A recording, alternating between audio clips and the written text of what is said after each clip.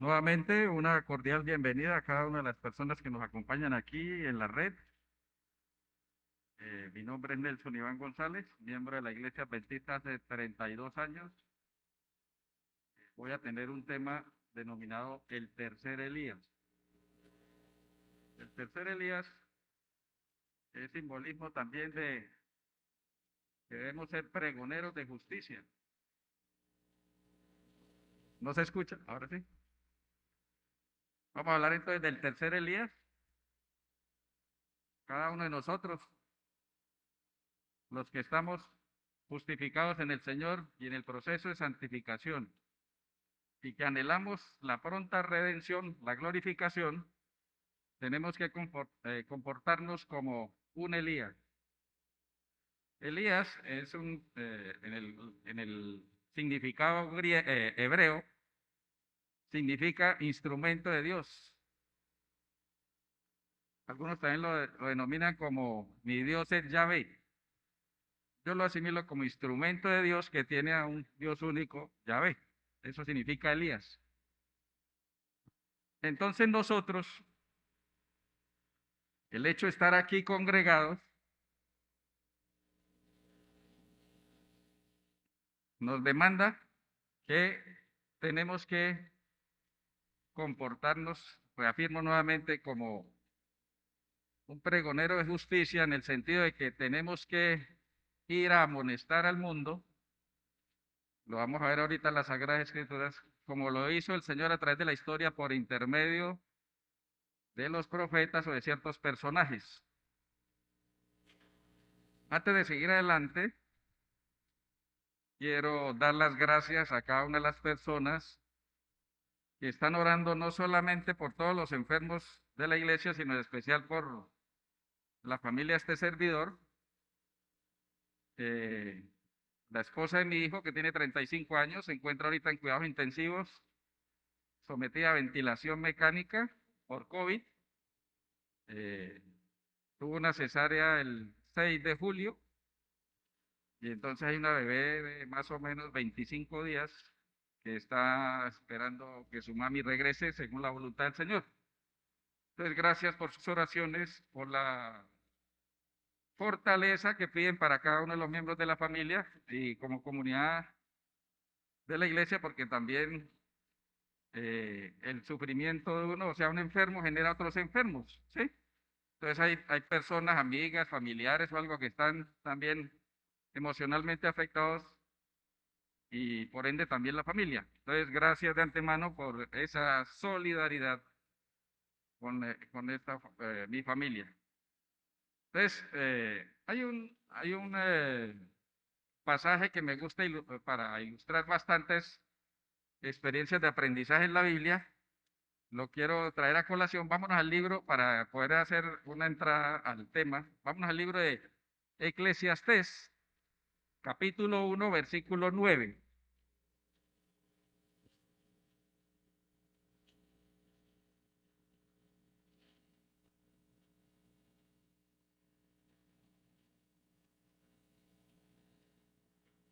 Dice la palabra del Señor. ¿Qué es lo que fue? Lo mismo que será. ¿Qué es lo que ha sido hecho? Lo mismo que se hará. Nada nuevo hay bajo el sol. Versículo 10.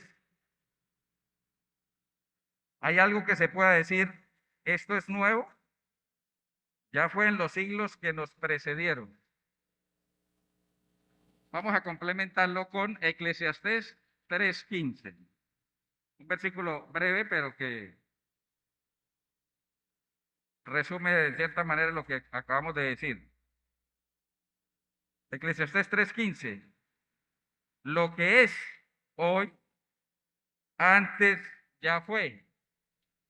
Lo que ha de ser, o sea, lo del futuro, fue ya. Y Dios restaura lo pasado.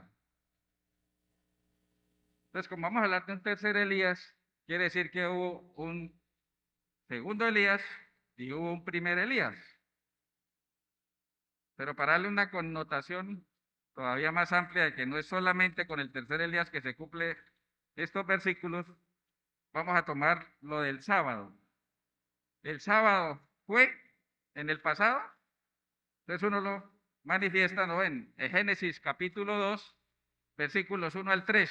El Señor, ¿cierto? Terminó el séptimo día la creación y lo santificó, lo reposó, lo guardó, nos dio ejemplo, santificó, bendijo y reposó. Entonces, eso fue como el sábado es. El sábado es, el Señor Jesucristo dijo, ejemplo os he dado para que como yo he hecho, vosotros ¿qué? En el Juan 13:15, de ejemplo os he dado para que como he hecho, vosotros hagáis. ¿Qué día guardaba el Señor Jesucristo en la tierra? En Lucas, vamos a leerlo, Lucas 4:16.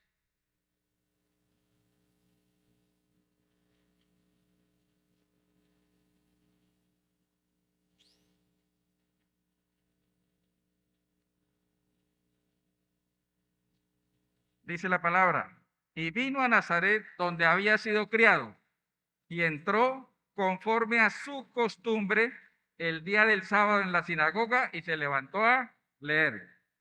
Entonces en el presente, porque si dice el Señor, ejemplo os he dado para que ustedes hagan, quiere decir que es un presente, la actitud del Señor que tiene que ser imitada por nosotros. Entonces, en el presente se guarda el sábado porque el Señor nos dio ejemplo.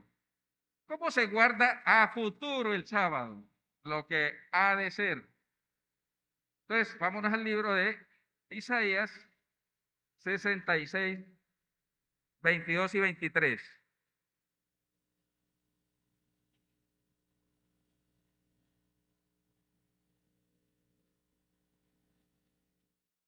Dice la palabra del Señor. Porque como los cielos nuevos y la nueva tierra que yo hago, o sea, recreación nuevamente, no va a crear el Señor, nuevo cielo y nueva tierra, permanecen delante de mí, dice Jehová, así permanecerá vuestra simiente y vuestro nombre. Sigamos al 23. Versículo 23 de Isaías 66, versículo 23. Y será que de mes en mes y de sábado en sábado vendrá toda carne a adorar delante de mí, dijo Jehová. Entonces ahí vemos la explicación de Eclesiastés 3:15, ¿no? Fue, es y será. Vámonos a ver en otro contexto referente a que fue una minoría, es una minoría y será una minoría. ¿Sí? ¿Cuántos se salvaron en la época del diluvio? Lo he dicho, ¿quién era salvo en la época del diluvio? ¿Cuántos? Uno solo. Ustedes dirán, no, pero si se salvaron 8. Vamos a leer en la Biblia para entender. Vamos rápidamente al libro de Génesis, capítulo 6.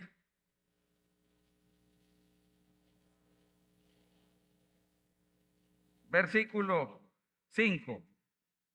El Señor vio que la maldad de los hombres era mucha en la tierra y que todo designio de los pensamientos del corazón de ellos era de continuo solo el mal. Y versículos 6 y 7.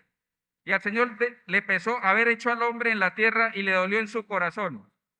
Y el Señor dijo, traeré de la tierra a los hombres que he creado, desde el hombre hasta la bestia, el reptil y las aves del cielo, porque me pesa haberlos creado. ¿A cuántos quería destruir? Entonces viene el versículo 8. Pero, entonces hay una inflexión. Dice, ¿Noé y su familia o quién? Solo uno. Noé halló gracia ante el Señor y caminó delante de quién? De Dios. ¿Qué es caminar delante de Dios? Así como Noé caminó delante de Dios, ¿qué es caminar delante de Dios? Obediencia absoluta, amar a Dios y obedecerle. Pero entonces, ¿por qué se salvan los otros 7? La explicación, vámonos al libro de Isaías 45:18.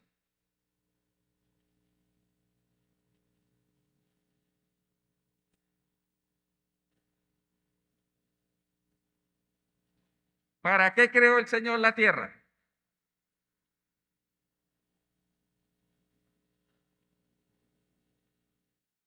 Dice, así dice el Señor, el que creó los cielos y los cielos, Él es Dios. El que formó la tierra y la fundó, no la creó para que estuviera ¿qué? Vacía, para que fuese habitada la creó. Él dice, yo soy el Señor y no hay ningún otro. Si se hubiese salvado solo Noé, la tierra sería poblada, pues por una persona nomás que le con el propósito.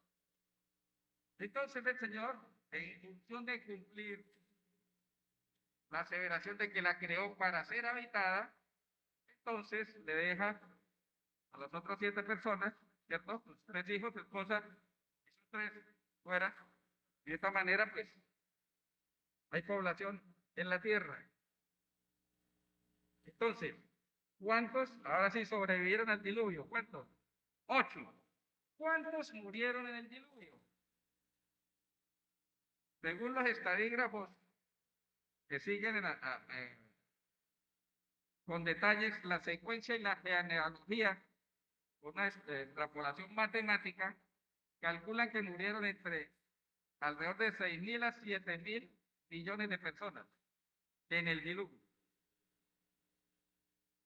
Ahorita cuántos, si viniese el Señor ahorita, ¿cuántos morirían? La población del mundo es cuánto. Muy similar, ¿no? Muy similar. Porque Mateo 22, 14, ¿qué dice? Muchos los llamados, pocos los escogidos. Muchos se les predicó en la era de Noé. ¿Cuántos? La Biblia no dice que Noé predicó 120 años. ¿Sí? Pero por inferencia, como el Señor dice, no contenderé con el hombre más de 120 años. No es que el hombre fuera a morir a los 120 años, no. De por sí, ¿cuánto vivió Noé? Noé vivió 950 años. No es un pasaje para aplicarte que la vida del hombre se bajó a 120, no. Luego hubo Matusalén que vivió 969, otros de 965, otros de 972, no. Es simplemente que 120 años era la contención, era el tiempo de gracia que el Señor les iba a dar para que tuvieran la opción de conocer al verdadero Dios, amarlo y obedecerle. O sea, un tiempo de gracia de ¿cuántos años? 120 años.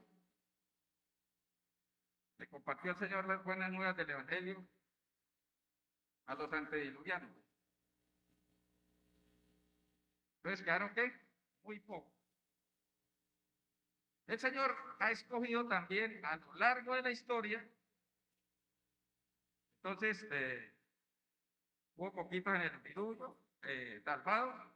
A futuro, muchos los llamados, pocos los escogidos también. Y el Señor también a lo largo de la historia ha escogido un pueblo para que sirva como estandarte o portavoz de su carácter, de sus doctrinas y todo lo que tiene que ver con la salvación.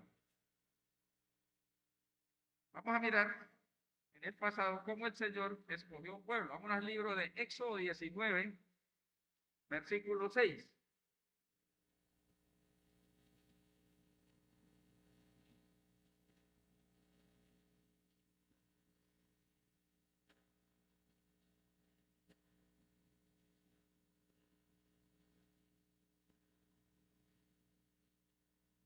Bueno, vamos al versículo 5 y 6. 19, 5 y 6. Ahora, si dais oído a mi voz y guardáis mi pacto, vosotros seréis mi especial tesoro sobre todos los pueblos, porque mía es toda la tierra. Y vosotros seréis mi reino de sacerdotes y gente santa. Esto di a los israelitas. Entonces el Señor escogió un pueblo de entre todos, una minoría, para que sirvieran de ejemplo, para que proclamaran el evangelio, buscaran que las demás naciones paganas y todo encontraran la verdad. Eso fue en el pasado. Vámonos a ir al futuro y luego nos metemos en el presente. Vámonos al futuro.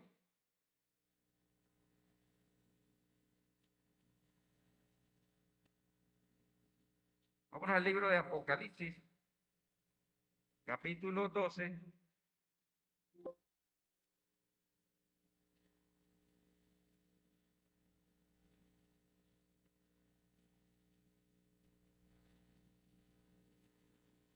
Versículo 17.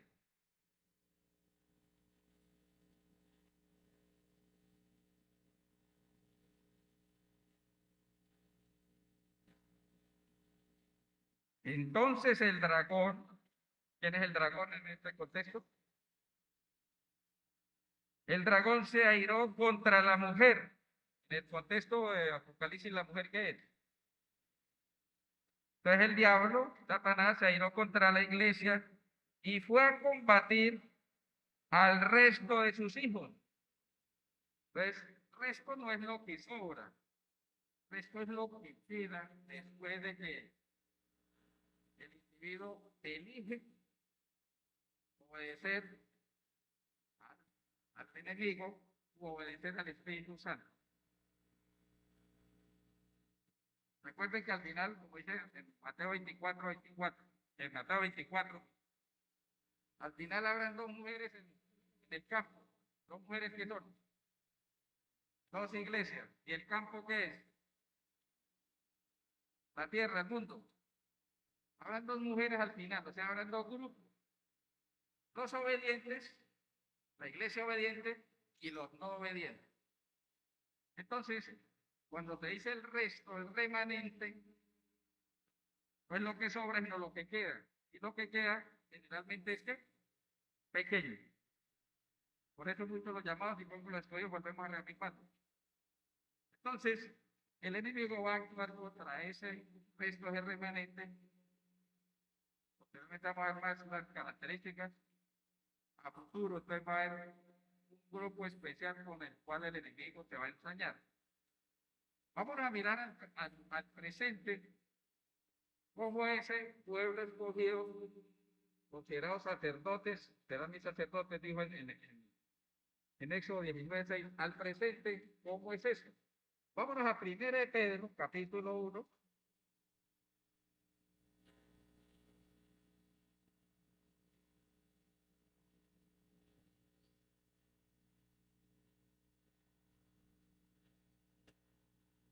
Perdón, capítulo 2, versículo 9. Linaje elegido. Pero vosotros sois linaje elegido, real sacerdocio, nación santa, pueblo adquirido para Dios. ¿Con qué propósito? Para que anunciéis las virtudes de aquel que os llamó de las tinieblas a su luz admirable. Entonces, hay un linaje escogido, un propósito de compartir lo que el Señor que nos ha manifestado, nos ha revelado a través de las Sagradas Escrituras, de los profetas, de los predicadores. Entonces, vemos esa secuencialidad de que siempre el Señor, al pasado, al presente y al futuro, hace una secuencialidad de casi todos los eventos magnificentes en la Biblia. En el presente, cuando nosotros recibimos el mensaje y nos bautizamos, siempre nos explica que todo recién bautizado nace como qué, como un qué, un misionero, ¿cierto? Pues sea un individuo con ese linaje escogido para transmitir las verdades que el Señor nos ha. ¿Cómo lo corroboramos también en el presente? Vamos al libro de Mateo 28, 19 y 20.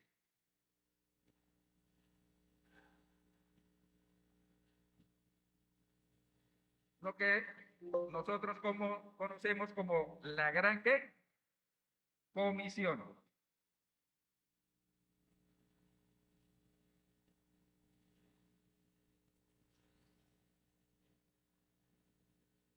Mateo 28, 19 y 20. Por tanto, id Suena imperativo. Orden. ¿A cuántos sitios? Todas las naciones. Nuevamente otra orden. Hacer discípulos, ir y actuar. Bautizándolos en el nombre del Padre, del Hijo y del Espíritu Santo, y enseñarles a obedecer todo lo que os he mandado. De las virtudes que Él nos ha transmitido, su comportamiento, sus verdades, sus mandatos. Y yo estoy con vosotros todos los días hasta el fin del mundo. Entonces, esa gran comisión, ¿para quiénes? Para algunos de los que estamos aquí o para todos. Verdaderamente estamos comprometidos que todos. Pues me gustó la actitud de mucha gente que cuando el pastor dijo quienes desean el libro de discipulado, todos, él preguntó primero cuántos quieren que los demás sean salvos, traerlos a los pies de Dios y todos, amén, todos, y se vinieron a recibir. Y en eso consiste ser tercer Elías.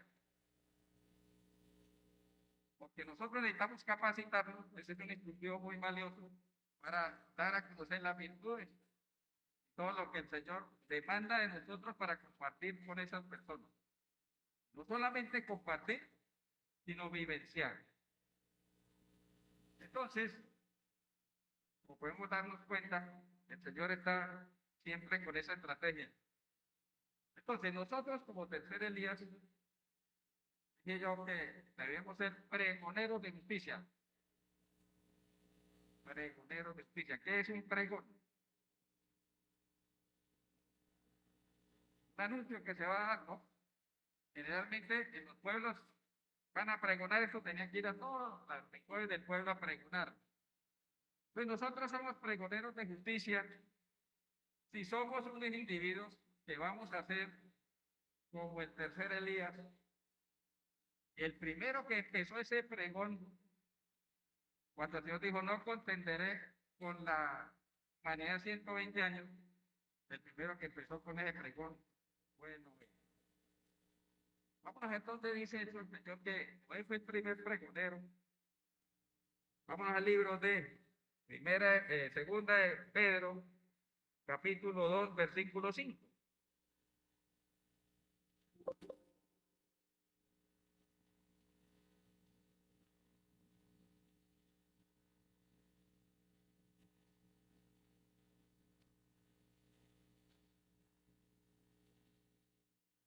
Y si Dios tampoco perdonó al antiguo mundo, sino que guardó a Noé, pregonero de justicia. Fíjate que ahí no dice guardó a Noé con su familia, a Noé, pero por misericordia de compañía de todo y de no faltar a su aseveración de poblar la tierra, guardó a Noé, pregonero de justicia, con otras 7 personas y trajo el diluvio sobre el mundo de los impíos. Pregonero de justicia. ¿Quién estaba predicando a través de Moisés? Perdón, de Noé. ¿Quién predicaba a través de Noé? El Espíritu Santo. Para sorpresa de algunos, sobre todo de congregaciones evangélicas, pensaban que con el Espíritu Santo actuaba era porque cuando vino el Pentecostés, que antes no. Uno encuentra que muchos pasajes del Antiguo Testamento el Espíritu Santo actuaba independiente de la presencia en la creación, sino en el trayecto del desierto, con el pueblo de Israel, etc., el Espíritu actuaba. Entonces, ¿por qué decimos que actúa el Espíritu Santo como pregonero de justicia?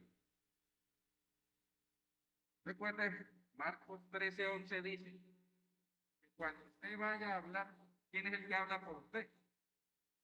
El Espíritu Santo. Eso está en Marcos 13:11. Pero si ustedes miran, Juan 16:8, ¿para qué nos ha dado el Espíritu Santo? ¿Para qué? Primero, ¿qué? Arrepentimiento. Juan 16:8. Segundo, conocimiento de qué? De justicia. O sea, conocimiento de quién? ¿Quién es justicia nuestra? ¿Quién es justicia? Cristo Jesús, justicia nuestra. Jeremías 33 y 23 dice que Jehová justicia nuestra. El Espíritu Santo es dado para arrepentimiento, conocimiento de justicia y de qué? Y de juicio. Entonces, cuando Noé predicó, o sea, fue pregonero de justicia, lo que estaba estableciendo es, hay un Dios creador, un Dios salvador, que va a qué? A impartir justicia. De por sí, él en su alocución que le dijo el Señor, dijo que iba a hacer justicia. ¿Dónde lo dice? Vamos al libro de Génesis, capítulo 6, versículos 18 y 19, perdón, 17 y 18. Génesis 6, 17 y 18. Porque yo traigo un diluvio de agua sobre la tierra para destruir toda vida debajo del cielo, toda criatura con aliento de vida, todo lo que hay en la tierra morirá. Está estableciendo ahí su justicia y condenación. Pero, el versículo 18, pero estableceré mi pacto contigo y entrarán contigo en el arca tus hijos, tu esposa y las esposas de tus hijos. O sea, como Noé halló gracia ante él, pues obedeció, creyó, cumplió, tuvo su merecida paga en el contexto de ser ¿qué? Salvo. Entonces él es pregonero de justicia porque estableció que iba a haber un juicio, se ejecutó. Y entonces ustedes dirán, bueno, ¿y por qué en ese entonces se estableció ese pregón de justicia y de una vez el Señor mató a la gente? Y ahora nosotros pregonamos justicia y, por ejemplo, el violador del sábado, ¿qué pasaba en el Antiguo Testamento con un violador del sábado? Era apedreado. Entonces la gente pregunta si era pregonero de justicia, ¿por qué ahora Dios no mata a un violador del sábado? Si dicen ustedes que en Dios no hay mudanza ni variación. Entonces no está aplicando lo mismo. ¿No les han hecho esa pregunta cuando comparten? ¿Y qué respondemos? ¿Dios ha cambiado? No, se cambia la manera de ejecución del juicio. En Dios no hay mudanza ni variación. Santiago, Malaquías. ¿Qué es lo que sucede?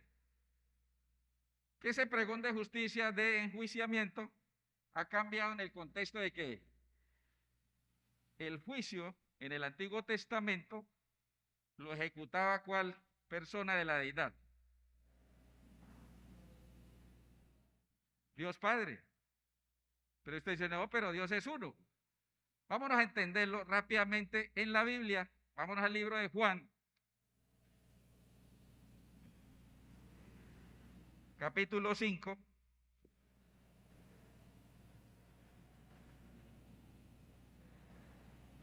Versículo 22. Juan 5, 22. Además, el Padre a nadie juzga, sino que confió todo ¿qué? ¿El juicio a quién? Versículo 27. Además, le dio autoridad de hacer juicio, porque es el Hijo del ¿qué? Del hombre. Si confió al Hijo, cuando ustedes confían a alguien algo, es que ustedes poseen eso que van a confiar.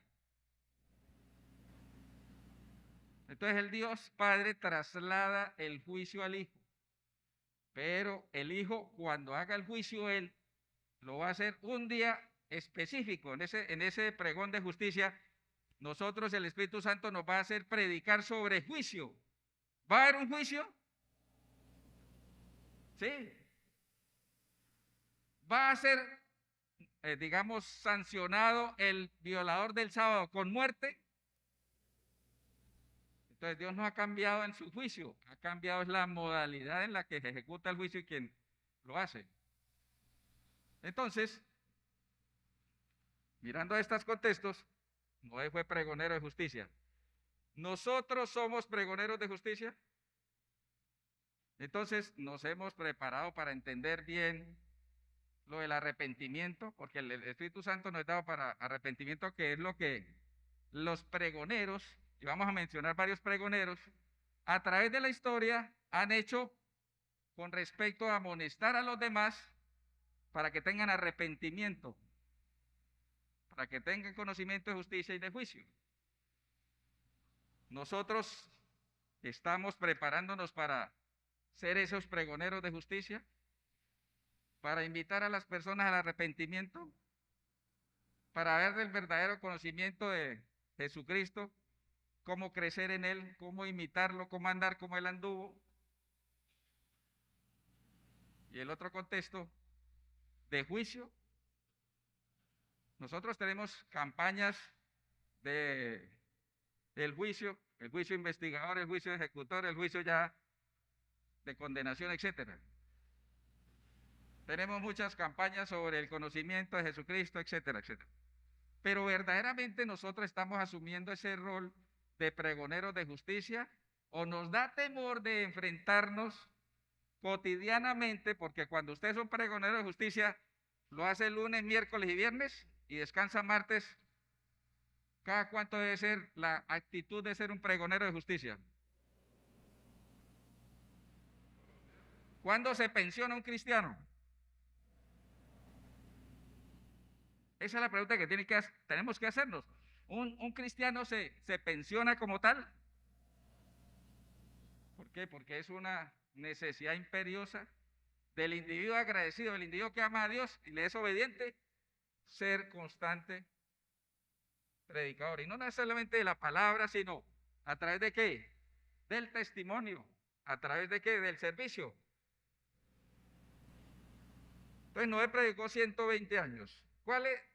Dos características me llamaron la atención, o me llaman la atención cuando uno ve que una persona se dedica 120 años. No sabemos si la familia, no dice la Biblia si la familia y los hijos se dedicaron también a ser pregoneros como él. Pero hay dos aspectos.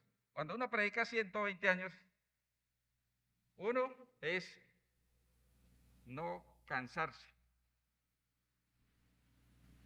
Ustedes después de estar predicando 10 años o 20 años, ¿creen que de pronto se cansan?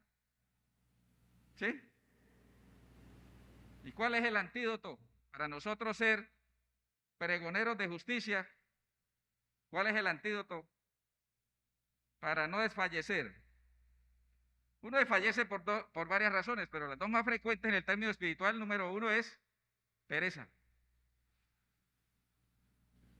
¿Cuál es el antídoto de la pereza? Para poder nosotros ser pregoneros de justicia.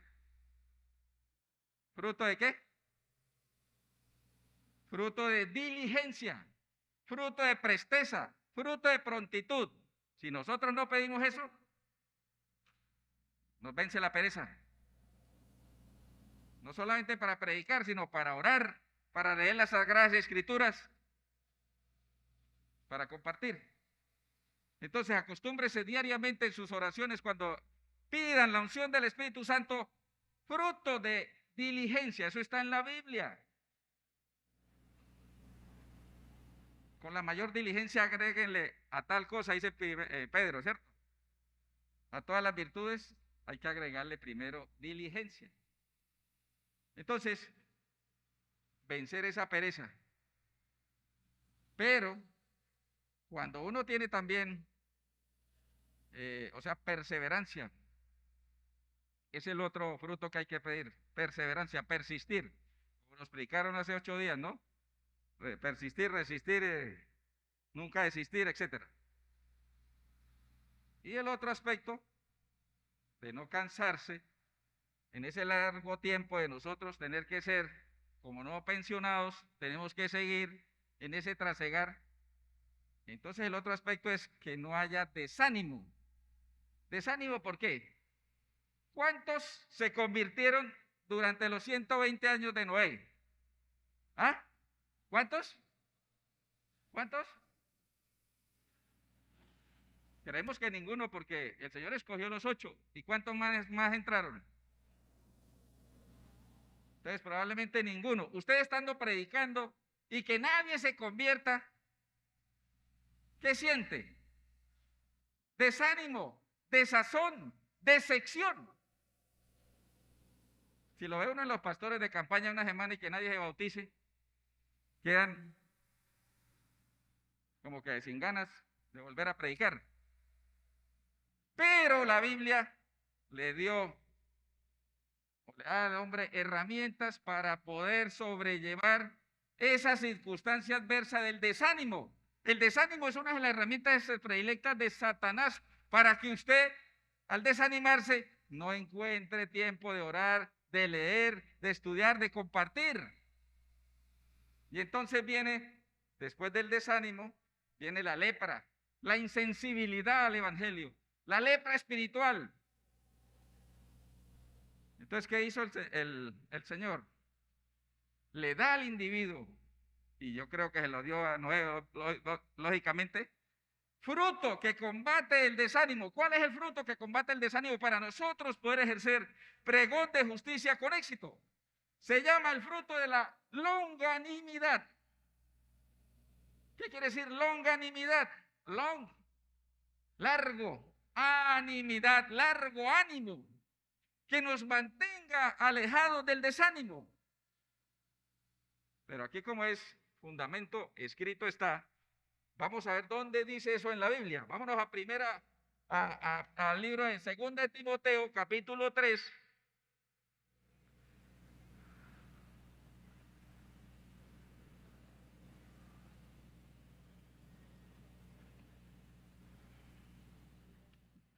El capítulo 3 dice, tiempo peligroso del fin. Vámonos al 9, después de que ha enumerado todas las características negativas de la población al futuro, dice el versículo 9, pero no prevalecerán, porque su insensatez será manifiesta a todos, como también lo fue la de aquellos. Dice el apóstol Pablo, pero tú conoces mi doctrina, conducta, propósito, fe, longanimidad, dice en mi versión. Estamos hablando de 2 Timoteo 3:10. Amor, paciencia, persecuciones, padecimientos como los que sufrí en Antioquía, Iconio y Listra. ¿Y qué persecuciones? Y de todas me libró el Señor. Entonces el apóstol Pablo está hablando de que él tiene longanimidad. Como uno no puede crear esas virtudes, sino es un fruto del Espíritu o un don de Dios, entonces tenemos que reclamárselo al Señor, pedirlo en sus oraciones, longanimidad, ánimo constante. Vamos a mirar otra. Vámonos a 2 de Timoteo, perdón, 2 de Corintios 6.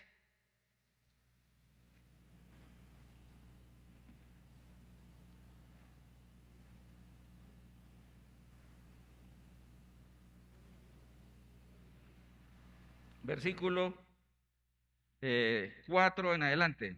Está hablando el apóstol Pablo, dice, antes nos presentamos en todo como ministros de Dios, en mucha paciencia, en tribulaciones, en necesidades y angustias, en azotes, en cárceles, en alborotos, en trabajos, en desvelos, en ayunos, en pureza, en conocimiento, longanimidad, en bondad en Espíritu Santo, en amor no fingido, en palabras de verdad, en poder de Dios, en armas de justicia a la derecha y a la izquierda.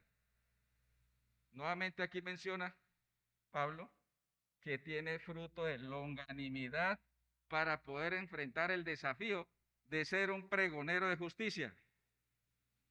Un tercer Elías. No hemos hablado todavía bien del tercer Elías, no hemos hablado ni del primero ni del segundo, pero es para entender contextos en los cuales nosotros como individuos del tiempo actual tenemos que vernos involucrados. No podemos renunciar a nosotros a ser individuos que tenemos que compartir como linaje escogido las buenas nuevas del Evangelio. Entonces, Vamos a mirar rápidamente otros pregoneros a lo largo de la historia. Vamos a ver, otro pregonero que el Señor escogió, porque el Señor generalmente los escoge y los llama directamente. ¿Cuántos fueron escogidos aquí por Dios? ¿Cuántos fueron escogidos aquí por Dios? Todos. Y nos escoge hablándonos en sueños, hablándonos a través de un predicador, a través de la palabra, un testimonio, etcétera. De muchas maneras habla el Señor. Job 33 dice en 14 al 17 que el Señor nos habla de muchas maneras, nos atrae de muchas maneras. Entonces vamos a mirar cómo llamó a Moisés y la conducta de Moisés es muy similar a la de cada uno de nosotros hoy. Porque si yo digo, ustedes son pregoneros de justicia y todos dicen, sí, amén, por eso voy a colaborar en el Evangelio. Por favor, me tienen la escuela sabática el sábado. No soy capaz, no sé la Biblia, no tengo el folleto, etcétera, etcétera. El peligrosísimo hábito de dar excusas. Miremos para ilustrar lo que le pasó cuando el Señor le dijo a Moisés. Vámonos al libro de Éxodo capítulo 4. Vámonos 4:8. Así, si no te creen ni te obedecen a la primera señal, creerán a la segunda. Y si tampoco creyeren estas dos señales ni oyeren tu voz, toma agua del río y derrámala en tierra. Y el agua que tomes del río se volverá sangre en la tierra. Entonces dijo Moisés al Señor, Señor, yo nunca he sido hombre de fácil palabra. Empezaron las excusas. Ni antes ni aún desde que tú hablas a tu siervo, porque soy tardo de habla y torpe de lengua. El Señor le respondió, ¿quién dio la boca al hombre? ¿Quién hizo al mundo y al sordo, al que ve y al ciego? ¿No soy yo el Señor? Así, ve que yo estaré en tu boca y te enseñaré lo que hayas de hablar. Dijimos que ¿quién habla por intermedio de quién hablamos? El Espíritu Santo habla por nosotros. Pero Moisés insistió, por favor, Señor, envía a otro. Ay, hermano, dígale a otro. Ay, es que es más capacitado, tiene más elocuencia, tiene más. De las excusas no nos vamos a librar. Entonces, dice el versículo 14, el Señor se enojó ¿con quién? Con Moisés. ¿Se enojará el Señor con nosotros cuando tenemos la oportunidad de testificar, de predicar, de dar un contacto misionero? Porque nosotros somos cobardes. Y como dice el Evangelio, porque no nos dio espíritu de qué? De cobardía, sino de qué? De fortaleza, de dominio propio. Entonces el Señor se enojó con Moisés y le dijo, ¿no conozco yo a tu hermano Aarón levita que habla bien? Ahora él sale a recibirte y al verte se alegrará en su corazón. Tú le hablarás a él y pondrás las palabras en su boca. Y yo estaré en tu boca y en la de él. Y os enseñaré lo que hayáis de hacer.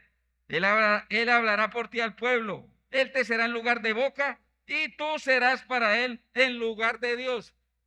Nosotros a veces somos para las personas en lugar de Dios. ¿Sí sabían eso?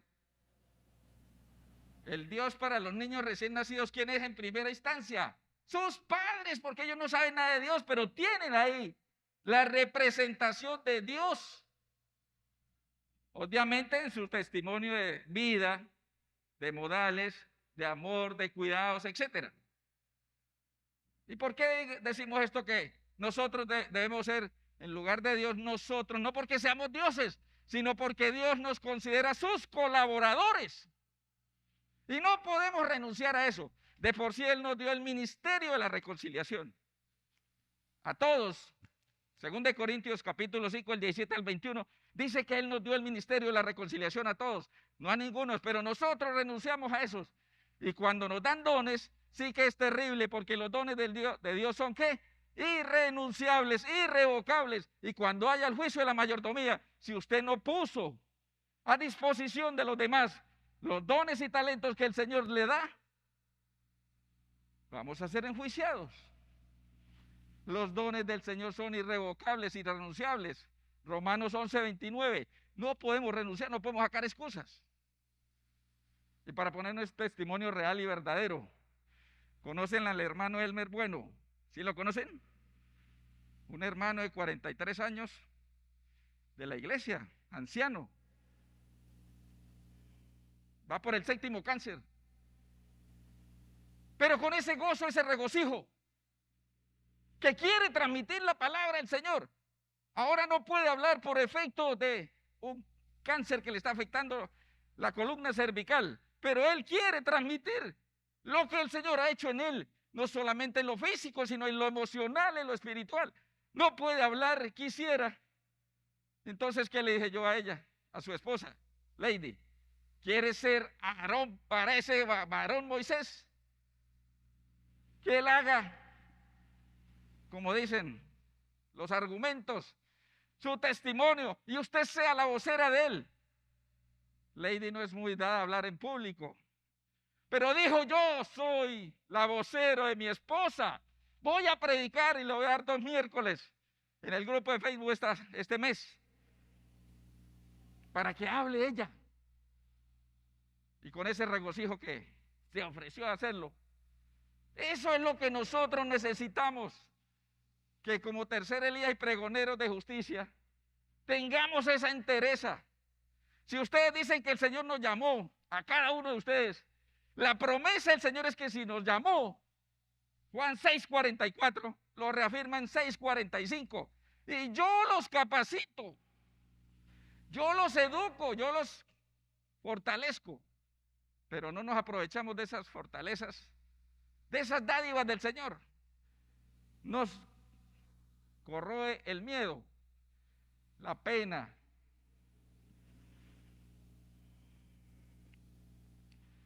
Otros pregoneros, ¿recuerdan a Isaías?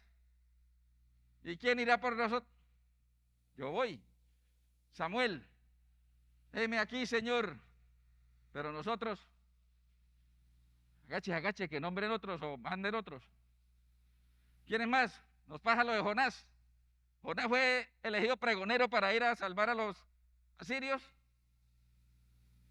Lo hizo de mala gana. Primero huyéndole y luego de mala gana.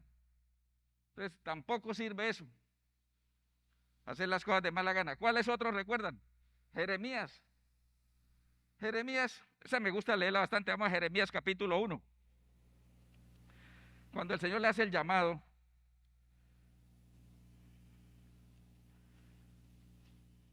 Jeremías capítulo 1, versículo 4.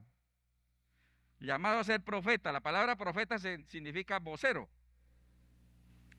Entonces el Señor me dijo: antes de formarte en el seno te conocí, y antes que nacieras te aparté y te designé por profeta a las naciones.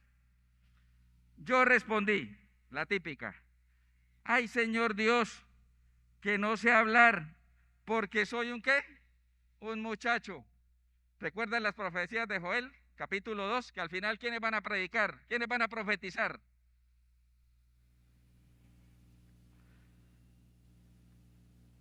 Pero el Señor me dijo: no digas soy un muchacho, porque tú irás a donde yo te envíe y dirás lo que yo te mande.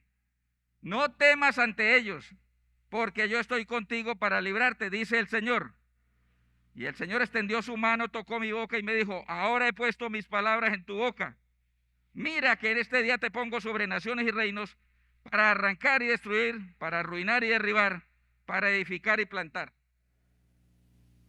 Entonces nosotros, todo lo puedo en Cristo que me fortalece. Si yo estoy con Dios, ¿quién contra mí? Y se nos escurre aquí la labia. Pero cuando uno dice, vamos a hacer, no, nos arrugamos, nos coaccionamos, nos frenamos, como quieren decirle, le sacamos el cuerpo. Por eso uno va entendiendo mucho los llamados, poco los escogidos.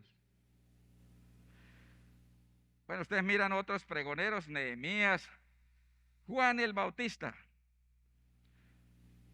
Pablo, los reformadores, Lutero, Calvino, Knox, Wesley, todos estos en su momento fueron pregoneros de la verdad, porque se ha desvirtuado a lo largo de la historia la verdadera esencia del evangelio.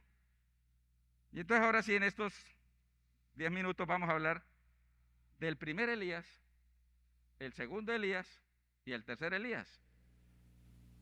Hubo un primer Elías, literal, ¿sí? En Primera de Reyes.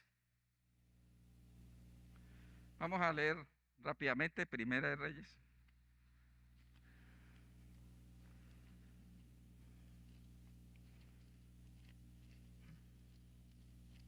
Capítulo 17. Ahí es donde aparece Elías Tisbita de Galaad. Dijo a Acab: vive el Señor, Dios de Israel, a quien sirvo, que no habrá lluvia ni rocío en estos años, sino por mi palabra.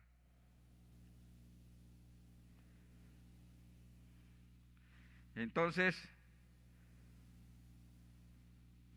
ahí aparece el primer Elías que se enfrentó a Acab y obviamente a la mujer que era Jezabel. Ahí estaba unido el poder civil con el poder, ¿qué?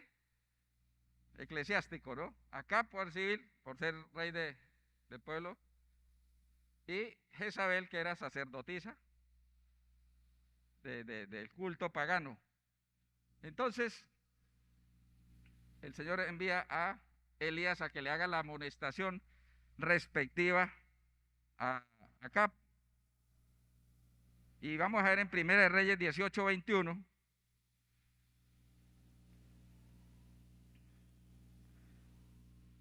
Y Elías se acercó al pueblo y les dijo: ¿hasta cuándo vacilaréis entre dos opiniones? Recuerde, el gran conflicto siempre va a ser motivo de adoración. El motivo básico es adoración. La Biblia dice que nosotros somos esclavos de dos, o del enemigo o de Dios. Somos esclavos de Dios o del enemigo. Romanos 6:16 dice que uno es esclavo de aquel a quien obedece. Entonces al final serán dos. Asunto de adoración: o adoramos al enemigo o adoramos a nuestro Dios. Entonces dice: ¿hasta cuándo vacilaréis entre dos opiniones? Si el Señor es Dios, seguidlo. Y si Baal, id en pos de él. Y el pueblo no respondió palabra. Este es el primer Elías en el cual hace una alusión a una amonestación severa. Ustedes saben todo luego lo que pasó. Lo amenazaron de muerte, quedaron pocos, pero el Señor obró en él muchos milagros. Lo sustentó en el desierto, ¿cuántos días? 40 días, ¿cierto? Igual que cuando pasó con el Señor, que ayunó 40 días en el desierto. Elías estuvo en el desierto también 40 días, pero el Señor luego lo sustentó. Y fue amenazado de muerte por Jezabel. Dijo: lo voy a matar, porque él enfrentó a 450 sacerdotes de Baal y otros y 400 de Asera. Entonces se enfrentó a 850 y a todos los destruyó. Entonces Jezabel, muy dolida, lo amenazó de muerte. Y entonces fue perseguido, etcétera, etcétera. Entonces es el primer Elías que aparece con una amonestación seria contra el poder civil y eclesiástico. Luego aparece, vámonos ahora sí a la lectura bíblica, Malaquías, capítulo 4.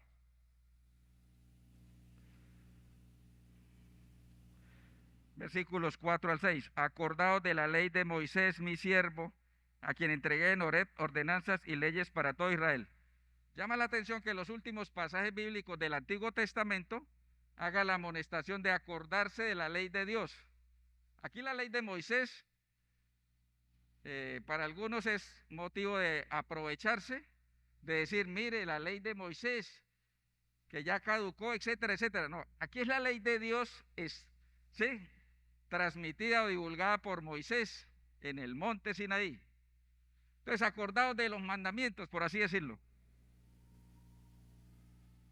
Porque a lo largo de la historia, el Señor, a pesar de haber escogido como linaje y sacerdocio a Israel, el pueblo que se descarriaba, el pueblo era sometido a castigo y el Señor luego lo perdonaba y lo atraía nuevamente. Eso se fue secuencialmente durante mucho tiempo.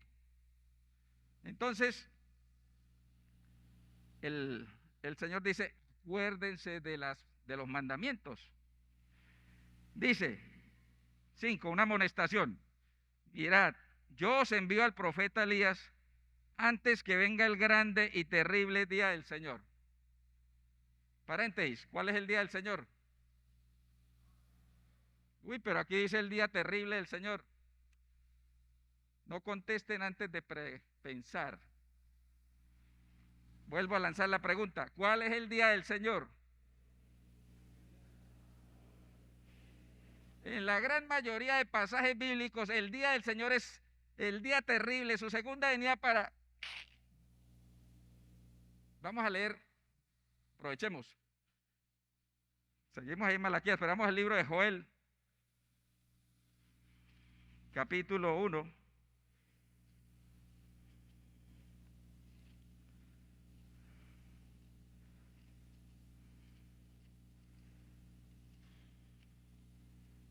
Versículo 15.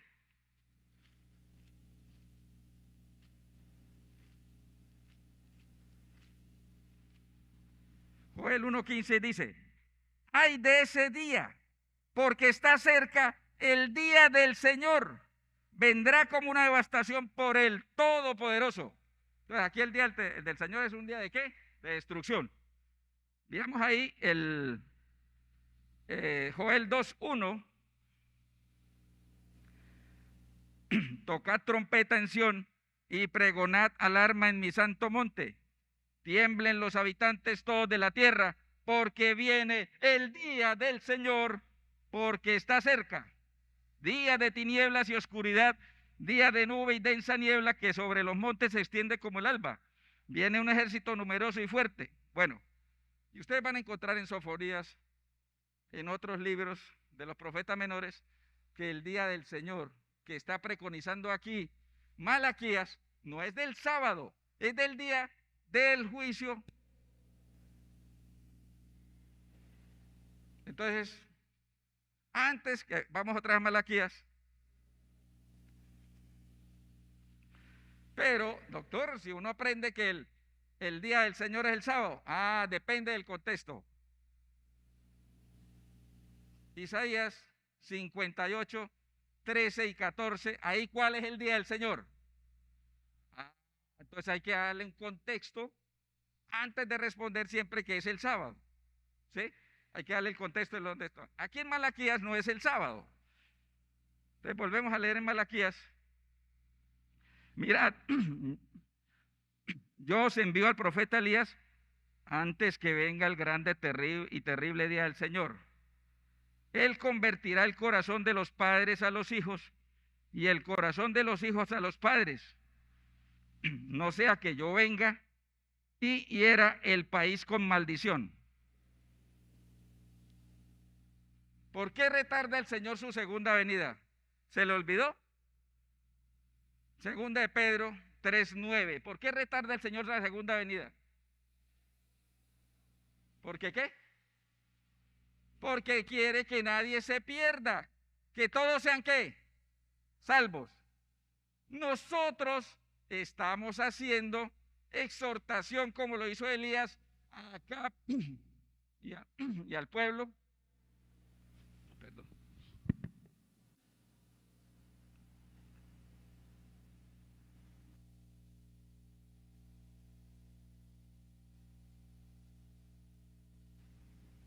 Si el Señor quiere que todos se salven, ¿qué estoy haciendo yo para que ellos sean salvos? ¿O qué está haciendo usted?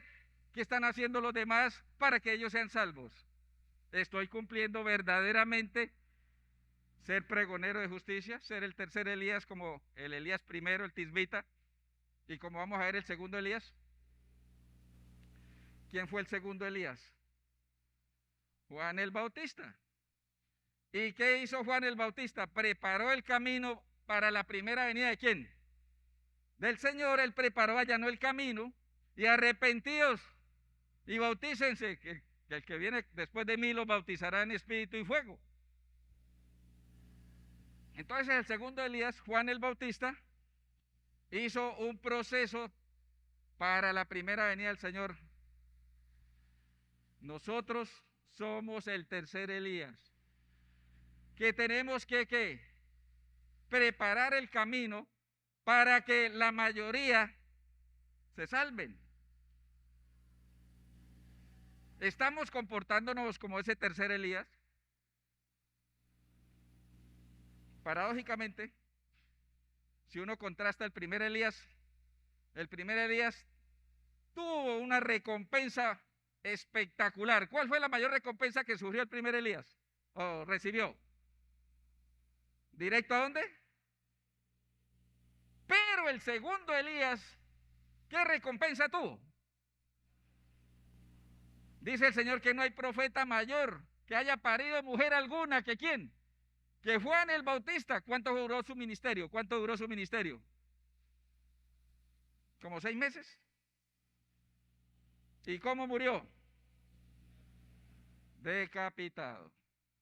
Entonces, los que vamos a ejercer de tercer Elías, habrá un grupo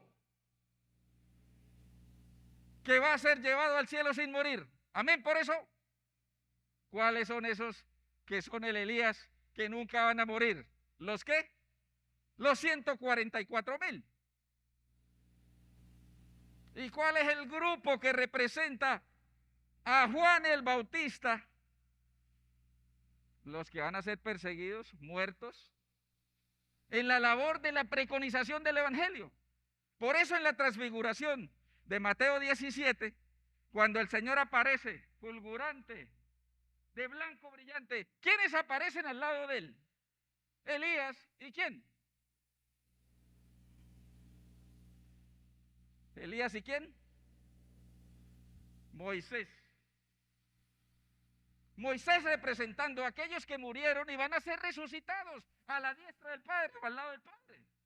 Y Elías simbolizando a los que nunca mueren. Esa es la representación de la transfiguración. Entonces, estamos nosotros como tercer Elías en disposición de morir por causa del Evangelio. Bienaventurados los que por mi causa son que perseguidos, maltratados, muertos. No vamos a esperar necesariamente que nos pase lo del Elías de ser raptados. ¿Cómo lo hacemos? Si predicamos como si hoy viniese el Señor. Si hoy viniese el Señor y ustedes estuvieran todos arrepentidos, confesados, como dicen en las iglesias, ¿se permanecen de pie o mueren? ¿Qué dicen? Si en este momento viene el Señor y ustedes estuvieran en plena conciencia tranquila al Señor, ¿mueren o se mantienen en pie? ¿Por qué les da miedo? ¿Qué pasa? ¿Se mantendrían en pie? Amén. Entonces nos convertiríamos como en el Elías. Pero si no viene hoy y nosotros postergamos su venida, el Señor retarda su venida, es porque nosotros no predicamos, no hacemos la función del pregonero de justicia. Sí, como dice Mateo 24:14. Y entonces este evangelio será predicado en toda tribu, nación, lengua, rincón de la tierra. Y entonces, ¿qué pasa? Vendrá el fin. Pero nosotros estamos haciendo postergar la venida del Señor, porque Él retarda su venida esperando que todos se salven. Si todos predicásemos, todos abandonaran, nos quitáramos el miedo,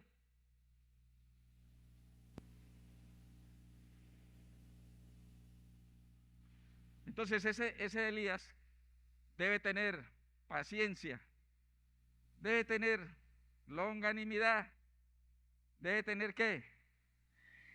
Diligencia, presteza, buen ánimo, para poder mantenernos en la exigencia de lo que necesitamos como individuos que debemos cumplir la gran comisión. Termino con un pasaje de Pablo.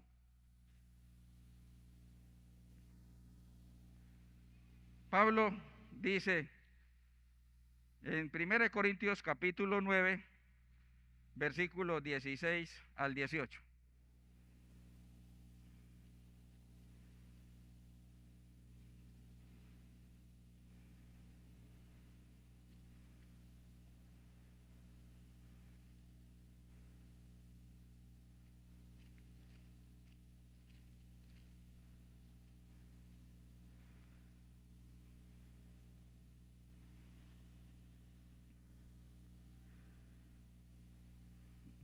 Entonces, bueno, arranquemos mejor desde el 16.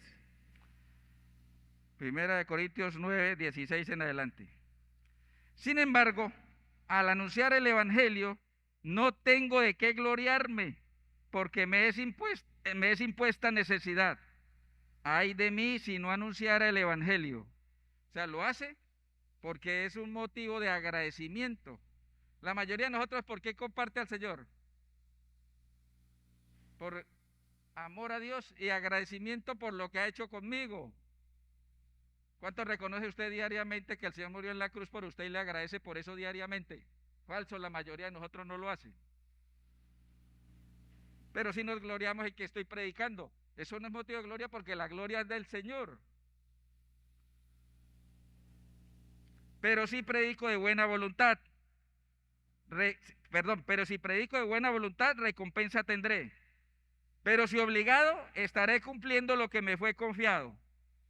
No porque le nace, sino porque, así como dice el Señor, siervo malo, hizo lo que se le mandó. No, uno tiene que hacer más allá de lo que se le manda. Aquí él dice, no quiero ser siervo malo porque me dijeron predique, entonces voy y predico. No, predico porque me nace. Quiero que los demás sientan ese regocijo de ser salvos. Siento esa infinito gran manifestación de gratitud y aprecio al Señor. Entonces, versículo 18, ¿cuál es mi galardón? Predicar el Evangelio gratuitamente, sin usar el derecho que me confiere el Evangelio. O sea, no predique usted porque le paguen o porque le dan plata. Predique porque le nace serle fiel al Señor y cumplir su mandato de ir a predicar. Aunque soy libre de todos, me hice siervo de todos por ganar a mayor número.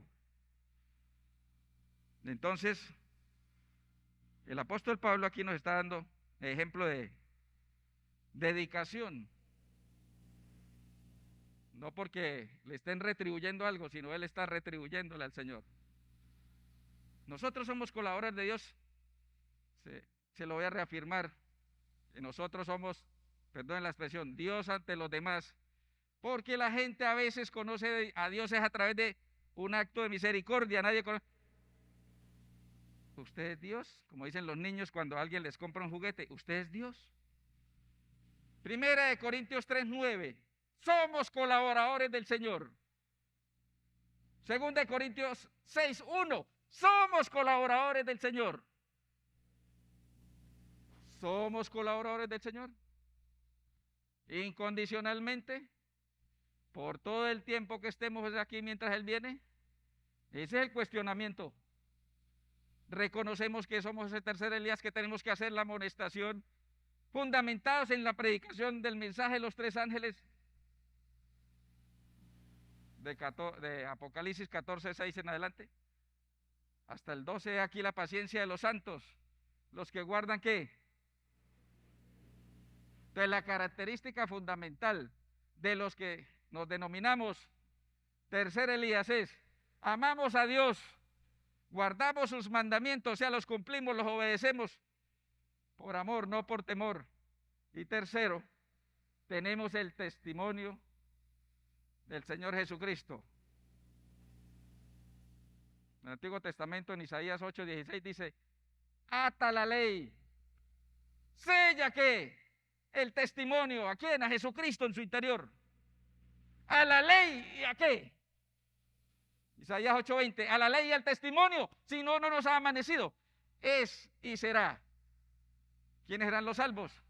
Los que guardan los mandamientos de Dios y tienen ¿qué?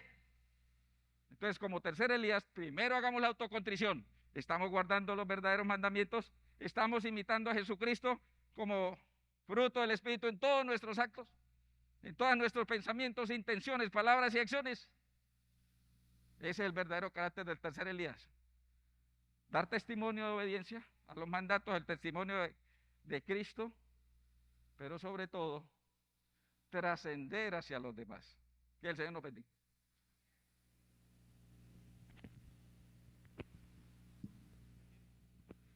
Bueno, vamos entonces a agradecerle al Señor este espacio de tiempo que nos ha otorgado por su misericordia estar vivos, con el privilegio de congregarnos libremente en su templo, pero sobre todo el poder haberse llamados hijos suyos, con una misión específica, y que el Espíritu Santo nos tome en plenitud para actuar en plenitud de nuestras facultades y de las herramientas que el Señor nos da. Soberano amante Padre Celestial, cuán agradecidos estamos de ese privilegio de ser llamados hijos tuyos por el acto memorable, inefable de Jesucristo en la cruz, dando la vida por nosotros. Ese poder ser llamados hijos de Dios, para que tú nos capacites, nos exhortes, nos redargullas, para seguir siendo obedientes. Danos fruto de obediencia a tus mandatos. Danos fruto de perfeccionamiento a través del testimonio cristiano, para crecer en ti, andar como tú anduviste y servir como tú lo hiciste. Gracias por ese privilegio, por estas personas que nos han acompañado en este momento, por sus familias, donde quiera que estén, por todas las personas en la red también y sus familias, por cada una de las personas en las cuales se ha pedido oración intercesora por múltiples necesidades. Tú conoces a cada uno de ellos y de sus familiares. Sé propicio con nosotros en el resto del día, conforme a tu divina y santa voluntad. Que seamos motivo de honra y gloria tuya. Que cada persona que se acerque a nosotros se vea impresionada, conmovida por la forma como te reflejamos en nuestro hablar, nuestro comportar, nuestro comer, nuestro vestir y la manera como transmitimos tu mensaje. Todo te lo agradecemos en los méritos de la deidad de tu Hijo amado Cristo Jesús, de tu Santo Espíritu y de ti, Padre. Amén, amén y amén.